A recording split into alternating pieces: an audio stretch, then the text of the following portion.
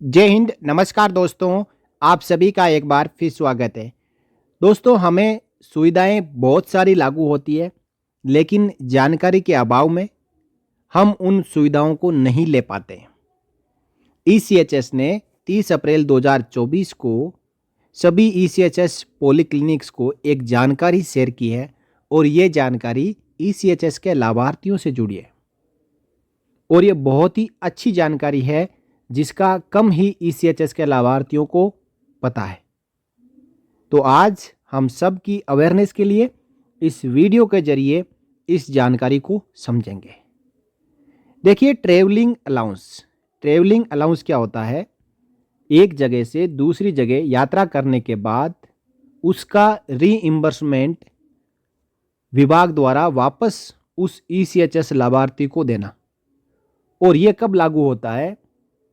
जब कोई पेशेंट है जिसकी हालात ऐसी है और उसकी बीमारी ऐसी है कि जहाँ पे ईसीएचएस की पॉलीक्लिनिक है वहाँ पे इलाज अवेलेबल नहीं है, उस सिटी में अवेलेबल नहीं है और उस पेशेंट को दूसरी सिटी में रेफ़र किया जाता है।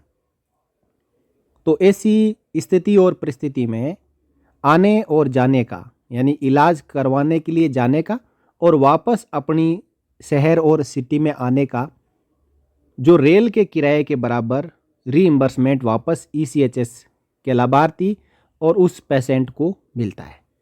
और यदि डॉक्टर रिकमेंड करे कि उस पेशेंट की हालत ऐसी है कि वो अकेला नहीं जा सकता, उसके साथ में एक अटेंडेंट चाहिए, तो फिर जो पेशेंट है और अटेंडेंट है उन दोनों को एसी और स्लीपर जो भी रेल फेयर लागू हो उस रेल किराए के बराबर वापस रीइंबर्समेंट दिया जाता है। इसके बारे में 2 अप्रैल 2024 और 25 अप्रैल 24 का यहाँ पे 2 लेटर का हवाला दिया गया है, जिसमें ये पूछा गया है कि क्या ईसीएचएस के लाभार्थियों को ट्रेवलिंग अलाउंस का रीइंबर्समेंट दे सकते हैं। तो यहाँ पे ईसीएचएस रीजनल सेंटर पटना ने ईसीएचएस पॉलीक्लिनिक्स को लिख के एक बार फिर नियम के बारे में पूरी जानकारी दी है। Travelling allowance for journeys undertaken for medical treatment both ways, यानी आने जाने के लिए, is admissible to ECHS beneficiaries for treatment in another city.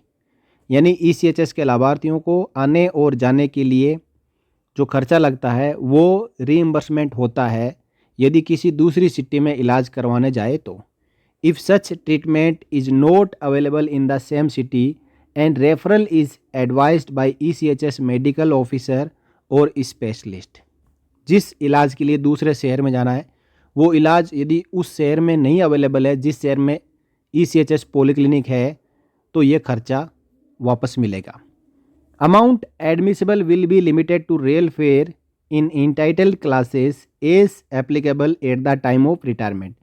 यानी AC3, स्लीपर, AC2, AC1 जो भी इंटाइटल क्लास थी रिटायरमेंट के समय, जो वारंट मिलता था जिस क्लास का, उसके रेल किराए के बराबर रिइंबर्समेंट मिलेगा। बाय शॉर्टेस्ट और मेन रूट और actual expenditure which ever is less.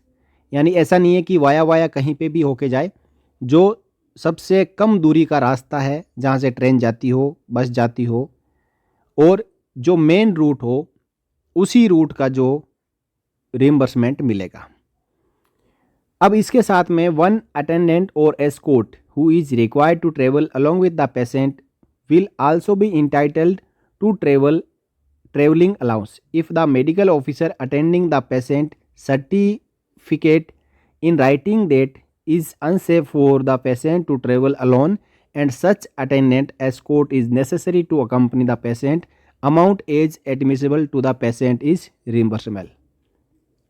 यानी ईसीएचएस का लाभार्थी इस स्थिति में नहीं है कि अकेला जा पाए और जो ईसीएचएस के मेडिकल अफसर है, स्पेशलिस्ट है, ये लिख के देते हैं कि एक साथ में अटेंडेंट चाहिए, तो उस अटेंडेंट को भी ईसीएचएस के लाभार्थी के बराबर जो किराया रीइंबर्समेंट लागू है उतना रीइंबर्समेंट होगा।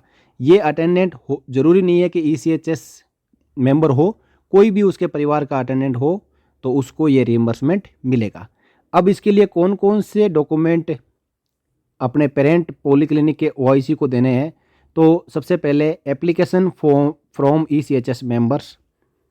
उसके बाद फोटोकॉपी ऑफ स्मार्ट कार्ड और ECHS रजिस्ट्रेशन स्लिप, फिर referral number of the polyclinic, फिर name of place and hospital referred to, contingent bill और tickets of the patient and attendant if applicable. ये सब डॉक्यूमेंट अपने पेरेंट पॉलीक्लिनिक के OIC को submit करने हैं। जितना किराया और जितना जो इंटाइटल्ड क्लास है उसके मुताबिक ये रीइंबर्समेंट मिल जाएगा, यानी मिलेगा उतना ही जितना आपको जब आप सेवा कर रहे थे और रिटायरमेंट के दौरान आपको जो इंटाइटल्ड क्लास था, रेल में स्लीपर था तो स्लीपर के बराबर मिलेगा, AC3 था तो AC3 के बराबर मिलेगा। हाँ, जो आपका खर्चा है जितना आपको इंटाइटल क्लास है यदि उससे ज़्यादा है तो इंटाइटल क्लास का मिलेगा, और यदि खर्चा इंटाइटल क्लास से कम है, मान लो कि आपका स्लीपर में आने जाने का टिकट बनता है 2000 रुपये और आपका जो किराया है वो 1500 ही लगा है, तो आपको 1500 रुपये ही रिम्बर्समेंट के तौर पे मिलेगा। तो बहुत ही शानदार जानकारी है जो कि ECHS ने अपने SOP के जरिए बताए। SOP काफ़ी लंबी चौड़ी होने की वजह से हर कोई ECHS का लाभार्थी पढ़ नहीं सकता, इसलिए एक यहाँ पे जो एक्सट्रैक्ट निकाल के रीजनल सेंटर ने ECHS पॉलीक्लिनिक्स को भेजा है। तो अब आप आगे कभी ऐसी आपको ज़रूरत महसूस हो कि आपको रेफ़र किया जाता है एक शहर से दूसरे शहर में, तो आपको और आपके साथ एक अटेंडेंट को आने जाने का जो खर्चा है वो मिलेगा।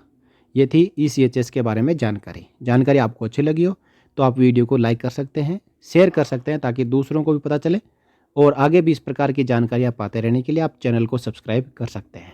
फिर मिलेंगे किसी नए वीडियो में नई जानकारी के साथ, तब तक के लिए जय हिंद, जय Bharat, Vande Mataram. For more updates, subscribe to our channel and enjoy watching the videos.